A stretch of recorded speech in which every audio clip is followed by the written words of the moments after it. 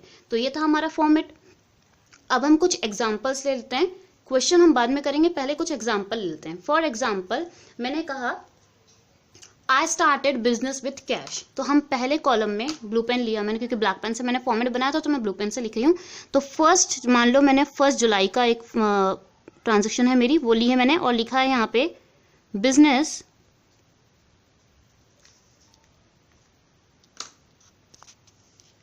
Started with cash, ये हमने particulars में लिख दिया। अब बाय चांस फॉर एग्जांपल हमने कहा कि बिजनेस स्टार्टेड विद कैश और क्वेश्चन में दे रखा है 2 लाख, अमाउंट दिया है 2 लाख, तो कैश से बिजनेस स्टार्ट किया तो हमने यहाँ लिखा उसे 2 लाख कैश में डाल दिया, क्योंकि ये हमारे पास एज एन एसेट आया है। किस रूप में आया है ये कैश, जो कैश हमारे पास आया है वो किस रूप में आया है, ये हमारे पास आया है कैपिटल के तौर पे, ये हमारा कैपिटल है। तो हम क्या करेंगे, हम यही अमाउंट कैश के साथ साथ कैपिटल में भी डालेंगे। कहाँ डालेंगे, कैपिटल में। तो ये हमारी कैपिटल है, हम यहाँ पे भी 2 लाख डालेंगे, तो यहाँ हमने डाल दिया 2 लाख। डन। अब क्या करना है, अब यहाँ लिखना है हमने टोटल, यहीं पर नीचे उसके जस्ट इक्वल टू का निशान लगाया और लिखा टोटल, और फिर यहाँ पे इसका टोटल कितना हो रहा है 2 लाख, यहाँ लिख दिया हमने 2 लाख। इसका टोटल कितना हो रहा है 2 लाख, तो यहाँ लिख दिया हमने 2 लाख, यानी कि इक्वल आ रहा है। तो बस इन दोनों के बीच में हमने यहाँ पे इक्वल्स टू का निशान लगा दिया। ऐसे ही क्वेश्चन करना है, हर क्वेश्चन को इसी तरीके से करना है, क्या आ रहा है क्या जा रहा है वो सब डेप्थ। अगर हम फॉर एग्जांपल हम एक क्वेश्चन और लेते हैं, purchase goods for cash. Next ले लेती हूं मैं 2 जुलाई का, परचेज गुड्स ऑन कैश 2000।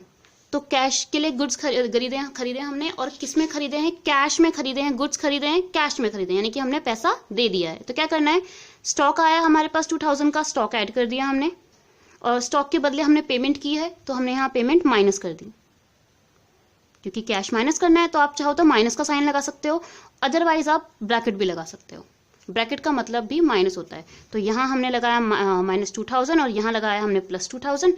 उस साइड कोई एंट्री नहीं होगी क्योंकि कोई भी कैपिटल नहीं बन रही है। अब क्या करेंगे, टोटल करेंगे फिर से, 2 लाख में से 2000 चले गए, बचे 1,98,000 और ये +2000, 1,98,000 + 2000। इधर का टोटल कितना है, इधर का टोटल ही 2 लाख है, यहाँ पे कोई चेंजेस नहीं होता, टोटल 2 लाख है। अब देखो ये 2 लाख है और 1,98,000 + 2000 कितना हो गया 2 लाख, यानी कि 2 लाख इक्वल्स टू 2 लाख, दोनों जगह इक्वल आ रहा है, हमने यहाँ इक्वल का निशान लगा दिया।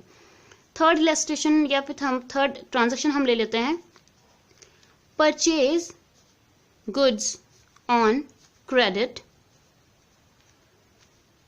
रुपीज ले लेते हैं हम 5000, 5000 के गुड्स मैंने खरीदे हैं, 5000 के गुड्स परचेज किए हैं, बट क्रेडिट पे, यानी कि हमने पेमेंट नहीं की है, हमने क्या किया है, हमने कर्ज पे लिया है, हमने अभी पेमेंट करना है।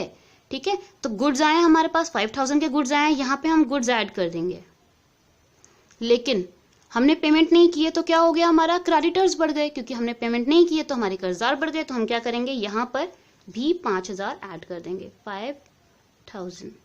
ठीक है,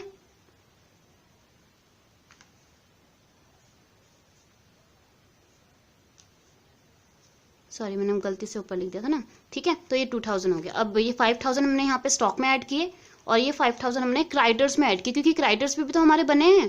पहले हमारे पास 5000 के जो हमने गुड्स खरीदे हैं वो उनका हमने पेमेंट नहीं किया। जब हम पेमेंट नहीं करते हैं किसी चीज की, हमने अगर किसी चीज की पेमेंट नहीं किया, हमारे ऊपर कर्जा, तो क्रेडिटर्स बढ़ेंगे। और अगर किसी से हमने सामान बेचा है किसी को और उससे हमने पैसे लेने हैं, वो हमें पैसे देगा तो वो हमारा डेब्टर होगा, जिसको हम पैसे देंगे वो क्रेडिटर, जो हमें पैसे देगा वो हमारा डेब्टर। तो हमने क्रेडिटर्स ऐड किए हैं। अब दोबारा हम आगे बढ़ते हैं, टोटल करते हैं इसका। टोटल करके आया 1,98,000, यहाँ तो एज इट इज रहेगा, यहाँ पे कोई चेंज नहीं हुआ है। गुड्स में 5000 ऐड हो गए हैं तो ये हो गया 7000, यहाँ 5000 ऐड हो गए हैं और यहाँ 2000 ऐड हो गए हैं। अब ये कितना है टोटल, 1,98,000 + 7000 हो गया 2,05,000, और यहाँ 2 लाख + 5000 हो गया 2,05,000, यानी कि दोनों जगह इक्वल आ रहा है। तो हमने यहाँ पे क्या करना है, इक्वल टू का साइन लगा देना है। ये हमारा क्वेश्चन हो गया। ठीक है, इसी तरीके से सेल, परचेज सबकी एंट्रीज की जाएंगी यहाँ पे। आप उसके बाद अगर आपको कोई डाउट हो, क्लियर करना हो तो आप मेरे से पूछ सकते हो।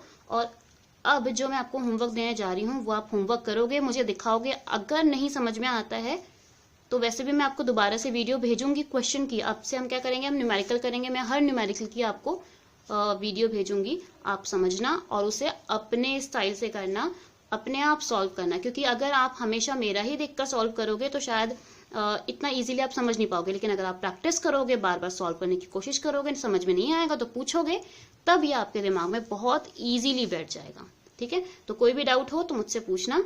ठीक है।